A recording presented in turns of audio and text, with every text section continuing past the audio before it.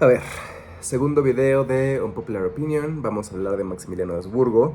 Por favor, pónganme aquí abajo en la caja de comentarios qué es lo que opinan del personaje y vamos a empezar.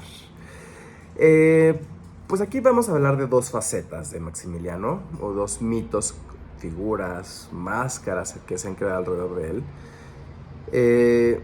La primera tiene que ver con un poco endulcorar su figura, ¿no? Esta idea muy ridícula que yo creo que le ha dado en la madre, completamente en la madre, es pobrecito austriaco que lo engañamos y vino engañado y no supo a qué venía y lo fusilamos. O sea, perdón. O sea, pero ¿quién les enseñó esa reverenda? El señor lo educaron los mejores educadores de Europa. Estaba educado para gobernar en caso de que se requiriera que fuera emperador del Imperio Austriaco. El hombre estuvo en la marina de Austria. Fue virrey de Lombardo Venecia. Era un hombre que leía, que era culto, que estaba informado sobre lo que pasaba en el mundo. O sea, ¿quién carambas les dijo que esa persona vino engañada? ¿Ustedes creen que no sabía que era México, qué estaba pasando en México, de la guerra de reforma, de liberales contra conservadores, que era un tema que, por cierto, se ha dado en toda Europa, años antes que en México? O sea, Maximiliano sabía perfectamente a qué venía, sabía perfectamente qué se iba a encontrar, y más bien el caso es que no le salió. A ver, Napoleón III le dijo que le iba a dar soldados y un préstamo, los cuales cumplió a medias ambos. No recibía apoyo de Bélgica y Austria, bueno, medio recibía apoyo. Y cuando vino, en la guerra de secesión, el sur iba ganando y le dijeron que el sur iba a ganar. Y el sur apoyaba de alguna forma lo que estaba haciendo Napoleón III en México. Entonces,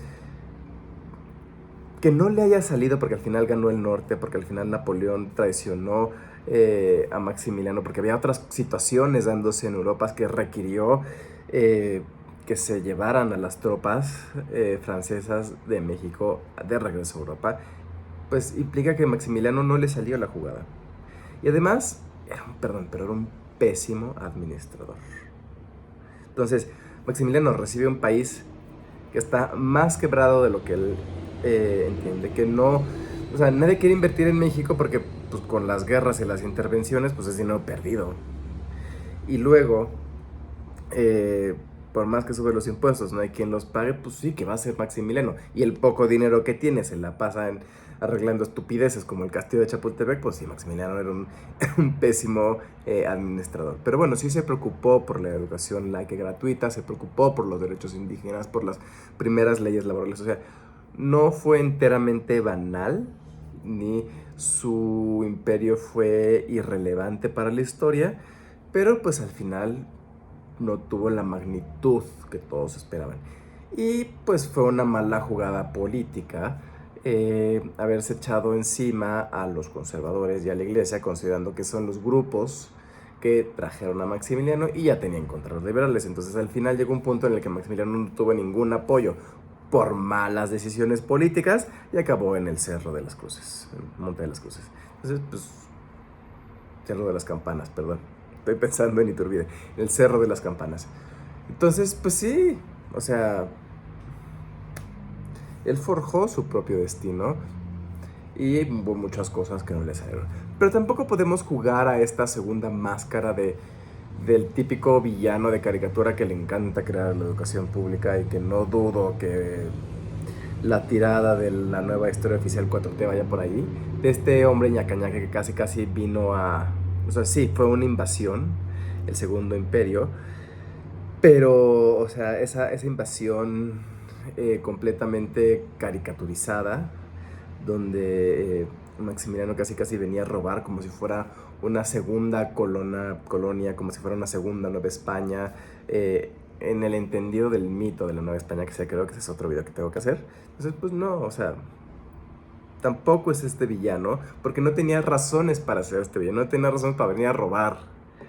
O sea, en ese momento, tanto Francia como el imperio austriaco pues, estaban mejor que nosotros. O sea, no hay necesidad de...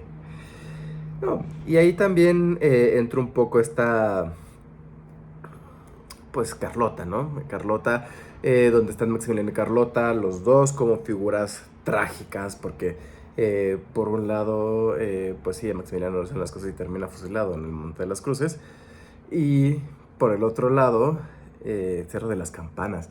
Bien, hoy no ando bien. El Cerro de las Campanas, y por el otro lado tenemos a Carlota en Europa, que ya sea porque tenía una meningitis que le inflamó el cerebro, tenía una crisis nerviosa o padecía algún tipo de enfermedad mental que la lleva a tener situaciones muy extrañas en frente de Napoleón III y en frente de el Papa. Entonces, pues sí, termina ella siendo una figura trágica. Y por favor, paréntesis, si ustedes creen esta historia de que Carlota fingió su, eh, su locura por un tema de embarazo o que Maximiliano se acostaba con negros, por favor, dejen de leer novelas chafas. Y dejen de creer novelas chafas, por favor. Entonces, cerrando paréntesis. Entonces sí, se convierte en Maximiliana Carlota en esta figura trágica, donde tampoco ayuda a la figura porque Carlota era perfectamente capaz de gobernar, una mujer muy inteligente, ella sí era buena administradora. Lo más probable es que ella haya gobernado más que él y que haya tomado más decisiones que él, al punto en el que había una fricción dentro del matrimonio y al final ya ni se hablaban, porque había una lucha interna por el...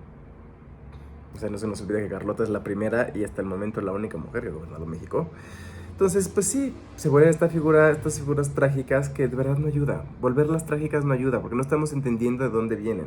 Y aquí tenemos que hacer lo mismo que hicimos con Juárez. Vamos a quitarles las máscaras y vamos a hacer las paces con estos personajes. Vamos a entender su humanidad, de dónde vienen estos ambos, pues como que no están, no se sienten muy bien dentro de las familias reales en las que están.